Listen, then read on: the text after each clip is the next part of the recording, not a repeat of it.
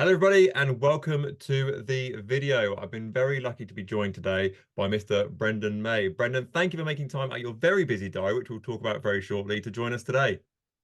Yeah, no, it's a pleasure to be here. Thanks, Chris. So, those of you who don't know you necessarily and don't follow you on Instagram, LinkedIn, all these places, who are you, what you're about? Sure. So I'm an estate agent first off. I've been in the industry for about 15 years or so and stumbled into it. And over the last 8 years or so, I've been trying, testing different self-employed ways of being an estate agent. And up until very recently, I've been more operationally involved. So training, coaching, recruitment, business growth, that sort of thing, with self-employed agents. But as of about a month or so ago, I have decided to get back in the fold on the tools again and be an agent. So yeah, 15 years agent, passionate about helping people and just trying to make the industry a better place, really. Amazing. So you took the word out of my mouth there. So we had a quick chat before we started recording today, and I said, look, obviously normally I'd have this sort of conversation lined up, and then you've kind of thrown a spanner in the works by changing from one model to the next sort of thing. So I think it'd be remiss of us not to talk about if that's okay. So historically, let's go back a step before you've changed recently. So you've worked at corporate. I think you're at Countrywide a very long time ago, sort of thing. Is that your first job in a state agency? Yeah. Countrywide was the first job, fresh out of uni. I actually came out of uni early, didn't really know what to do, and bought the cheapest suit I could find and walked down Kettering High Street, stumbled into Countrywide. So that was my first taste of the industry as a T-boy slash junior neg. And since then, yeah, I've experienced everything from, like I say, T-boy through to franchise owner, self-employed agent, and being on the board of a couple of companies too. But yeah, I think over the last probably about 10 years ago or so, I could see that things needed to change, and I was quite keen to explore what that looked like, because I take a lot of my inspiration and ideas from how the real estate industry is overseas. And I couldn't really see why we couldn't do that here. It was just bad habits that estate agency had got into. So yeah, with that, like you rightly said, I've been with a few different self-employed agencies, and up until very recently, been more involved in an operational point of view with training and coaching, and dipping my toe back in the water with selling houses. But the intention was always to be an estate agent, not just to be behind a desk, because that's the fun bit. So yeah, I think having experienced a few different companies and the structure and the pros and cons of each of those businesses, it made sense for me to break away, and join a new brokerage, but with a bit more autonomy, where I can build something a bit more long-standing now that I've tried and tested quite a few different ways of working. So how long ago did you first go from being employed? So I'm sure you stayed at Countrywide for sort of the mandatory year to 2 years, then thought, Mhm. okay, I've had enough of this. That's just usually the fairly sort of standard story. So how long ago did you go first self-employed with whatever company it might be? So first self-employed, and I'm going to put this in inverted commas, was when I was with Purple Bricks. I was part of one of the initial rollouts around Bedfordshire, Buckinghamshire, that area. This was back in 2015. And that was a real eye opener, and that just gave me a taste for what it could be to run your own diary and get out what you put in, as opposed to doing it entirely for somebody else. And yeah, it's a bit of a controversial topic, the whole Purple Bricks thing, but equally the amount that I think the industry has learnt and evolved over time really has to thank, I think, Purple Bricks for what they've done, and sort of, like I say, inspiring that change. So that was my first taste of self-employment, building a team out, and coaching, mentoring agents, and building that area at that point, to market leader with sale agreed and new properties coming to market within the space of about 12 months. So yeah, it was a good time, but just full on, and it wasn't sustainable for me personally, doing that much volume. Very quickly, you feel that you start almost burning out, and yeah, the volume of work is just too much to sustain on your own, which is why I left that company, that model, to then try and reevaluate how I can still be self-employed without having to do those numbers. Was it a case that obviously Purple Bricks were quite famous for spending a lot of money on marketing and they sponsored the 2012 Olympics, I think it was, and loads of stuff Yeah. like that sort of thing. So sort of throwing cash and marketing quite away. Was that a case that you didn't have to do any sort of lead generation at Purple Bricks whatsoever? The phone would just naturally ring and it would come through to Diary because they were spending money on whatever, TV advertising, commissary and all that sort of stuff. Yeah, that's pretty fair to say. I think there was an element of lead generation, but only because that's what I was used to. So I think that probably helped to the business growing so quickly when I was there, because there was a lot of organic incoming leads coming through, with people intrigued with this cheap offering to try and sell your house. But because I've been an agent for some time before that, it was drilled into me to go and knock on doors and talk to people as well anyway. So it was a combination of the two with why I think things took off. But yeah, it's a bit of a wake-up call going from having lots of organic leads with the likes of Purple Bricks, but also on the high street. You know, if you're working for a conventional office, you have lots of organic leads coming to you, to then having nothing, being what I would now class as a conventional self-employed agent. So yeah, there was a lot to learn from it. Yeah, I always find that's the biggest sort of, I wouldn't say learnings, but it's sort of the experience that people go through as they go from working at Countrywide, Connells, whatever the branch might be, sort of thing. And, the phone rings and people say, "Can you come and value my property?" You go, "Yes, certainly, no problem at all. I'll book that in for you."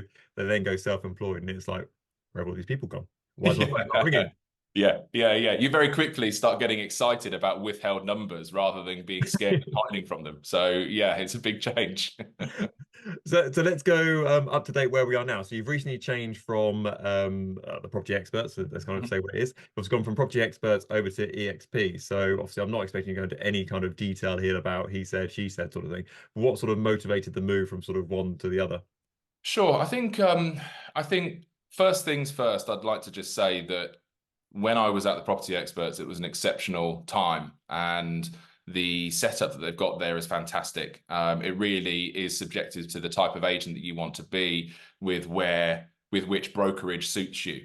And I think when I was with Property Experts, it was a bit of a split role. It was partly agent, partly operational from a coaching point of view.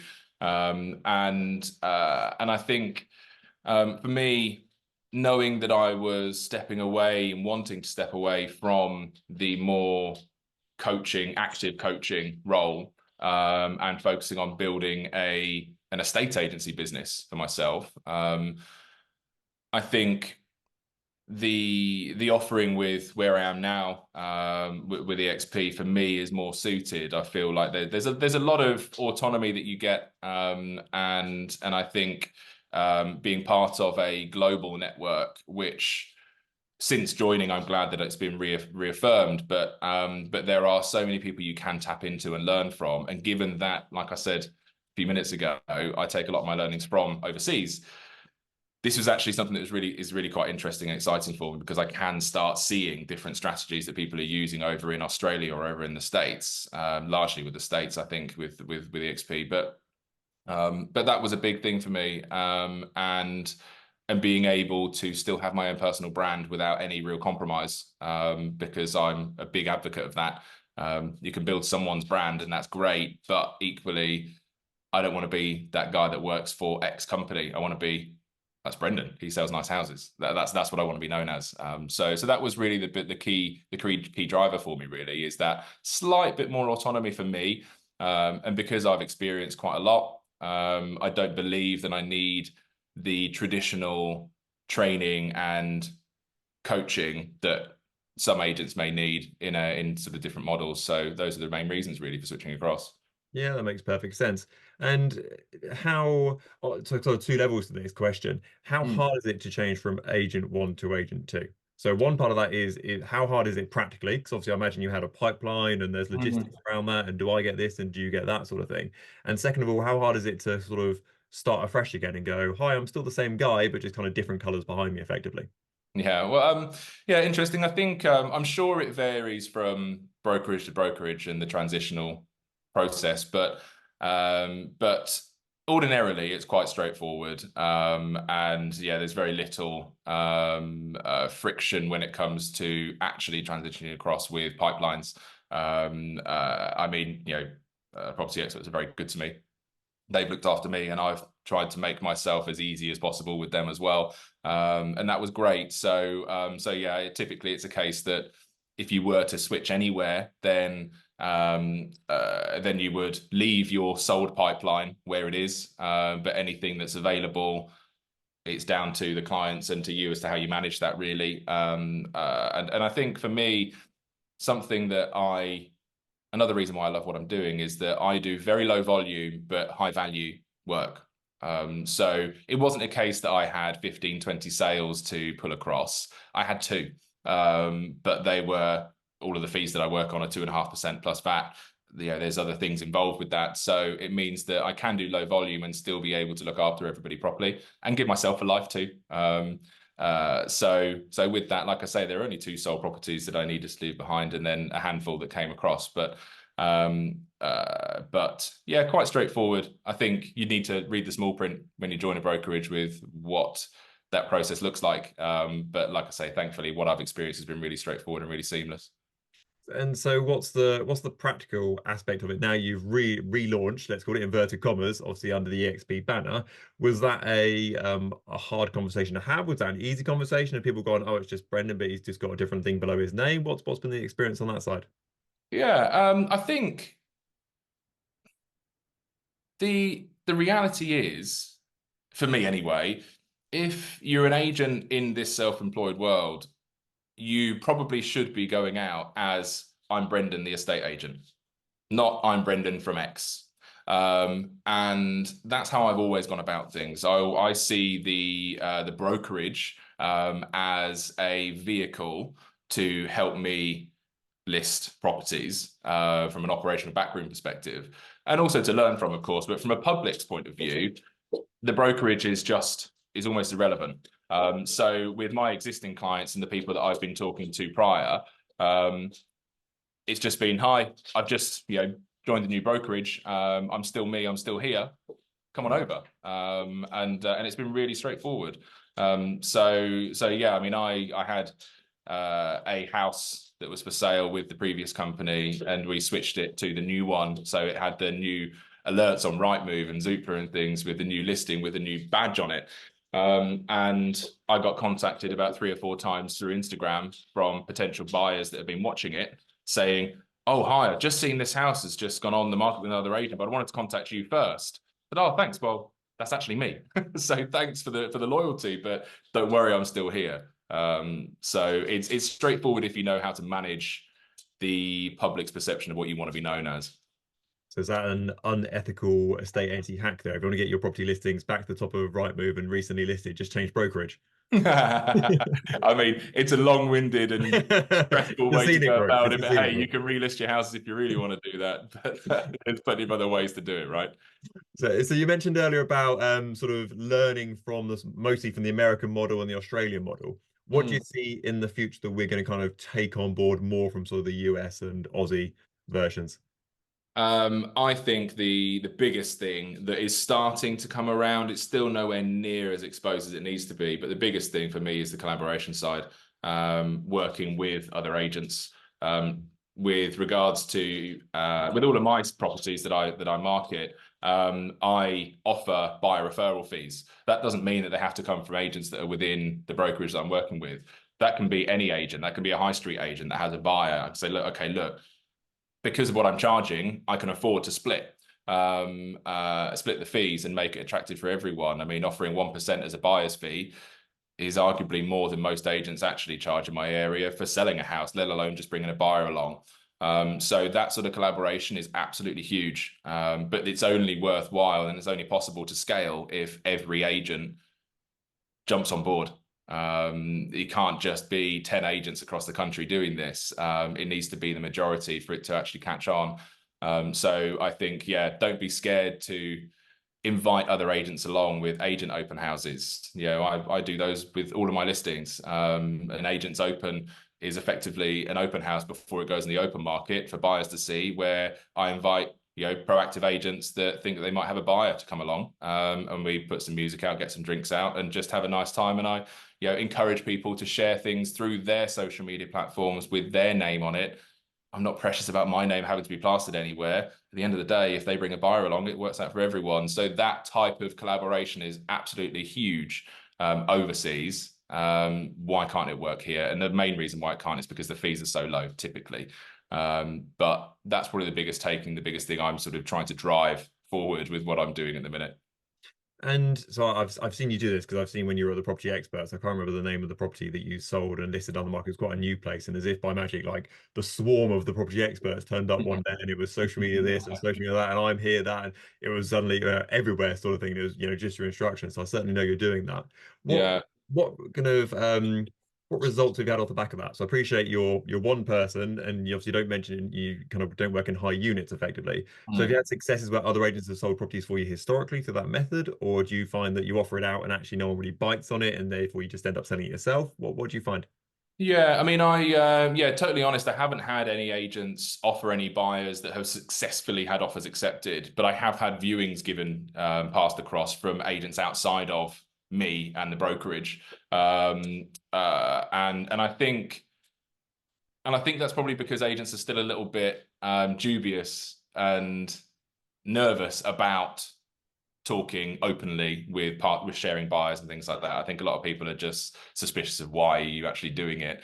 But there are a handful of agents, and typically the ones that really actually catch on and see the benefits and the value in doing this are the ones that are self-employed agents themselves, because they can see that you need to really graft to make things work rather than just waiting for the phone to ring.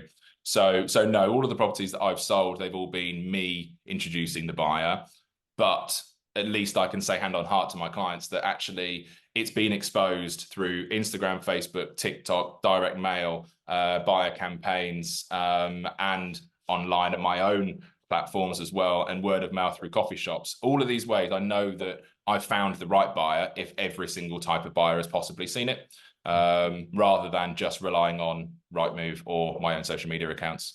So that's me giving that assurance. We might be spending a lot of money in the front end for marketing and for direct mail buyer campaigns and all of these sort of things, but at least we can like I say, we can rest assured that we've found the right buyer and we've done all we can to get the best price for them as well. Do you think in estate agency, I know there's a big drive, especially recently, it's sort of collaboration over competition, and that's kind of the expression I hear quite a lot, sort of thing. Do you think that's a real thing?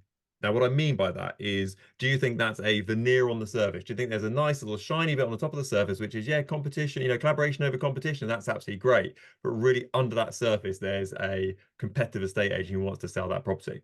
So I can speak from first-term experience here. So also I bought our book recently. That was great. And I got lots of phone calls off the back of it saying, amazing work, mate. That's really cool. Great. That's absolutely fantastic. But there's lots of people in the industry that I know and I think I'm quite friendly with, who in no way contacted me. And I said, oh, message, I sent them a free copy and all this sort of stuff. And in no way was there any kind of like, well done, mate, or any kind of publicity, because they're, instead of the collaboration, they're looking at, crap, Chris has written a book. And that's competition to me. So that's not a good thing for me. So do you think that really in the estate agency world, that collaboration is like a small little veneer at the top, but really the competition is below the surface still? Right now, I would say it's 99% competition. A lot of people talk about collaborating because it's the fashionable thing to talk about. It's the new shiny thing. But they don't actually practice it. If they do collaborate, it's actually more oh, you're in my office or you're within my brokerage, come and have a look, because they want the publicity, not because they actually want to try and sell the house. So yeah, I think at the minute it's almost entirely competition. But there are a handful of agents that leave ego at the door and realize that this is actually a sustainable way to move forward to actually bring buyers in. It probably about, I don't know, 2-3 years ago was probably the point where I did decide to leave my ego at the door, and just start thinking objectively at everything, rather than taking things personally. And if I see someone that's doing well, like with you, with your with your recent book, which is amazing that you've done that, that you've had that published and that you've shared it, especially doing it for free and at cost, right? That's awesome. I think I was one of a handful of people that joined your Instagram Live. And it was, I'm sort of looking at that thinking, my God, you have done something amazing. We need to celebrate this and actually be part of it and congratulate people for doing things and stepping outside of their comfort zones. But unfortunately, that is still the vast minority of people in our industry, because it's hardwired that you hide everything. You don't want anyone to know what you're doing. And if I'm working on something behind the scenes, then it's behind the scenes. I don't want anyone to know about it until it's perfect and it's out there. Because for me, I mean, I share ideas all the time with what I'm trying to do. And if I come up with an idea and it's not ready to roll out, I'll publicize it. It actually makes me more accountable. And the reality is, if I share value and knowledge and processes and strategies, it's only about 2% of the agent public that actually implement those things and look at it anyway. So people need to realize that there's a very select few people that will actually go and implement things that you're trying to do. So take a step back and leave ego at the door, and you will find things start to really come together for you quite quickly. Yeah, absolutely. I couldn't agree more with that. And I always find, this isn't me bigging myself up here, but if people say to me, Chris, what's working for you at the moment? I'll be like, I literally do this. And then this happens, and then they do this, and they do that. And that's working really well for me. If you want me to email it over to you, just send it on email. Like, I'm open book on that. I don't hide anything away from my business. It's pretty obvious what I do and what I don't do, sort of thing. But I find with a lot of people, it's very, as you said, this is my wall. This is what I'm doing. It's my little secret sort of thing. I don't want to tell anybody unless they steal my idea. And it's like, I'm really not that fussed about what you do, mate. Really not that fussed about what you're doing. So, Yeah. you're in the unique position now where you've sort of launched your own business sort of multiple times. So I suppose the question is, are you getting better at launching self-employed businesses on your own? Good question. Ask my wife, she might give a different response. But I think for me, I am in quite a privileged position. Maybe that's the right way to put it. Because I've helped lots of people, I've learned from lots of people, and having been away from being a full-on active agent for maybe the last 3 years or so, I've been able to start working on my personal brand and who I am, so that the public actually know who I am properly before actually going full on and opening the doors and saying, here I am, let me look after you. So yes, I do feel like I've got better each time at doing it, and I've just become far more structured with what I do, and I hold huge importance on following a process, but also trying new things at the same time.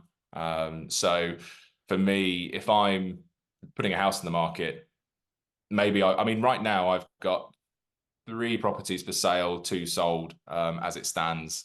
There's a handful lined up to coming forward, but because it's such low volume that I document absolutely everything that I'm doing with each property that I deal with at point A. So point A, I mean having an appraisal, booking an appraisal. I'll tell everybody that I'm going over to Northampton today because I'm valuing a home that is in the region of £1 to £2 million. If anyone would like that information and know how this affects their home, get in touch. I'll do that through direct mail campaigns. I put that through social media. If someone approaches me saying that they want to buy a house and they're struggling because no agents have got anything for them over Instagram, let's say, as an example, I'll publicize that. I'll qualify them. I'll make them financially qualified as well. And I'll then start hunting out them as buyers. How can you help? And I think that's really important, regardless of how much volume you do. But the best way to get your name out there and become recognized quite quickly is almost a local household name, is to just make sure that everyone knows everything you're doing at every point, regardless of where it goes in the market. When a house goes in the market, there's 2.5, 3 weeks worth of content that I'm putting out there, drip feeding things through before a house even goes on Rightmove. Same once it's on the market. Over here doing a viewing today, use social media properly. And actually, it's not all about social media. Like I say, it's probably about 35–40% of what I do is direct mail or knocking on doors. But Instagram has become a lead generating tool for me, as opposed to just a shop front. So yes, I've definitely got better. There's still certain things that I know I can improve on, but I think, yeah, I've got that purpose to do well. There's nothing else. There is no option but to succeed with this, because I don't have any other, irons in the fire. So if I don't sell a house, I don't live, right? So yeah, definitely got better over time, and less complacent. I think when you're an agent that has been in the industry for quite a while, and let's say you've been at management positions, senior leadership positions, it's very easy to just tell yourself that, no, I'm too big for this. I'm not going to go and knock on that door. I'm not going to phone this buyer. I'm not going to go to this agent's open, because it's beneath me. I've had people doing it for so long for me.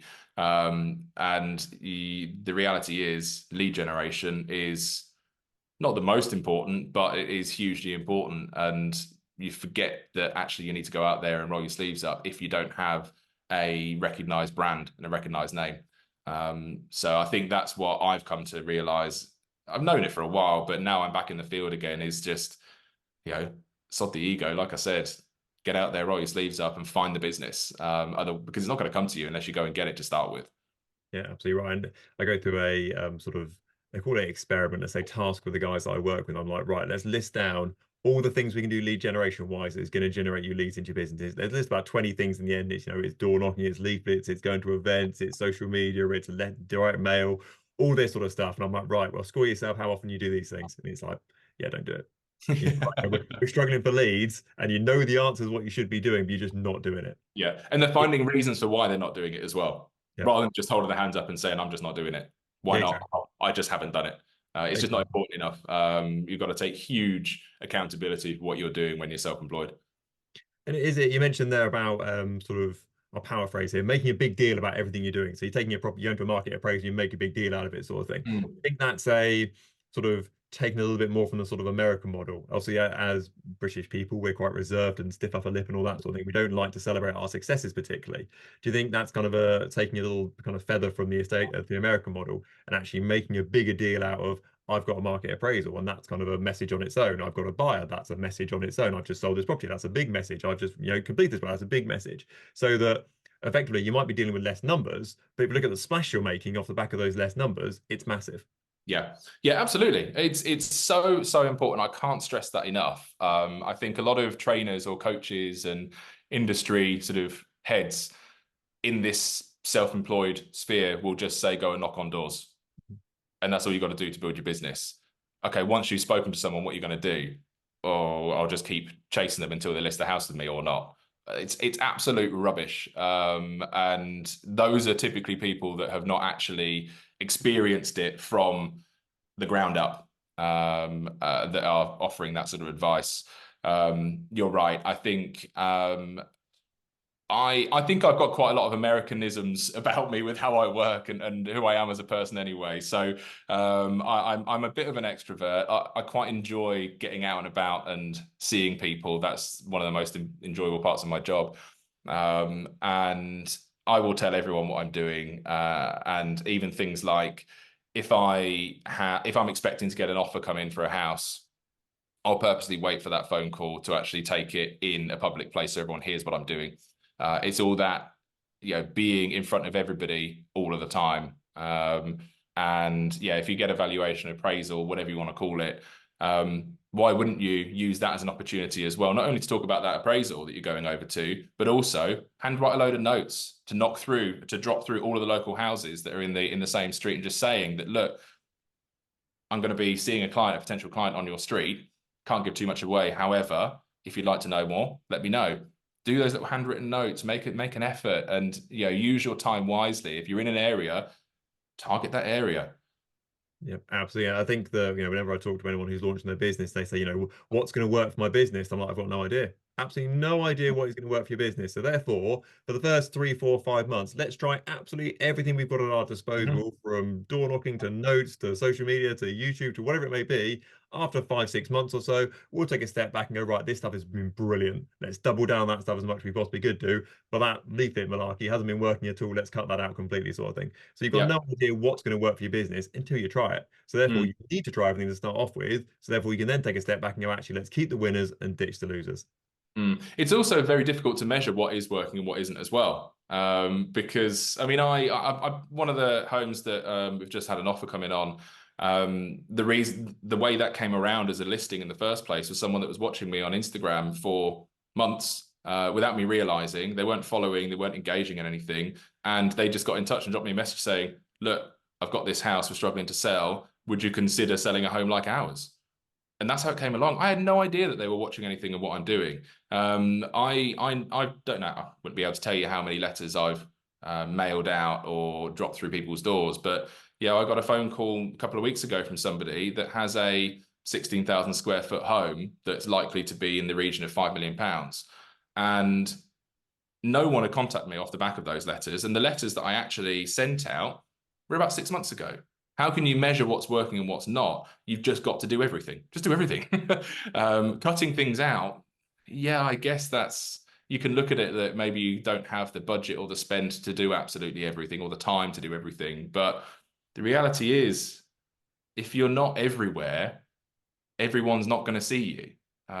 So it really depends on what your goals are as a business owner or just a general estate agent, with where you're aiming. What do you want? What do you want to do? What type of an agent do you want to be? And then just double down. But yeah, there's not one or two sort of silver bullets that I have. I do everything, and you have to do everything. Yeah, it's that sort of omnipresent marketing. It's like I drive down the street, I see a board. I go online, I see an advert. I go to my post box, I see a leaflet. On its own, probably doesn't do that much. But you add it all together, and you're like, actually, this guy's everywhere. Yeah, This yeah. guy's like, how many houses has he sold around me? When really, you probably just sold one or had one for People think sale. it's lots. Yeah, You yeah. just made a massive splash about it, made a huge deal about something that actually other agents would do, maybe do one leaflet about if they're lucky about, and maybe change the board if they're lucky. But really, you've just done 10 things off the back of it to say, look how amazing I am, because you're the kind of the king of your own PR of your own business. Yeah, exactly. And another example of this, exactly this, is last week I set half a day aside to go and knock on some doors in my local area of houses that are on the market. And I also had a couple of different social media ads that were out, targeted campaigns on behalf of buyer campaigns through Instagram. And I've got lots of leads come through that. But one person reached out saying, I've got this house for buyer 5 of the 5 that were on this post that I had sponsored and boosted out. And after a little bit more digging, it transpired that the seller of that house was someone that I was about to knock on their door in the afternoon. I'd already written out the handwritten note that I was going to be putting through their door if they weren't in. And I had my spreadsheet in front of me whilst I was messaging this potential seller that had reached out to me. And I took a photo of everything literally on my lap in front of me saying, you will not believe this. And this probably sounds like a sales pitch, but I was about to knock on your door this afternoon. The timing of this is just bizarre. So I'm going out to see them next week. And it's those little things that, yes, you've got to do everything, be omnipresent, but tell people the coincidences. Oh my God, that's amazing that you saw me through here. You know what? I was actually just about to go over to you. It just reinforces that you're doing what you say you're doing rather than just marketing. Yeah, I think that no one's going to be the bigger cheerleader for your business than yourself. Exactly. Maybe your mum, but she's probably not going to do the social media post you want to look at something. But nobody's going to give you say, this is what I've done, this is awesome, this is I've helped these people, this is what I'm looking for. No one's going to do that in any kind of size and format that you should do as a business owner. It should be your number one fan, should be yourself, which sounds really arrogant, but definitely the way to do it. 100%, 100%. Good. I could talk to you all day, Brendan, to be honest with you. I could talk about it all day, but we'll wrap things up there and leave people wanting more of that. Okay. Thank you so much for your time today. Obviously, I'll take best of luck with the launch, but it's in the bag, isn't it? So well done for what you're doing so far. Sounds absolutely amazing. And thank you for your time today. Yeah, no, it's a pleasure. Thanks so much, mate. And again, congrats on the book launch. I'm really, really pleased for you, mate. Oh, thank you very much. That's a good plug. Thank you so much. I appreciate your time.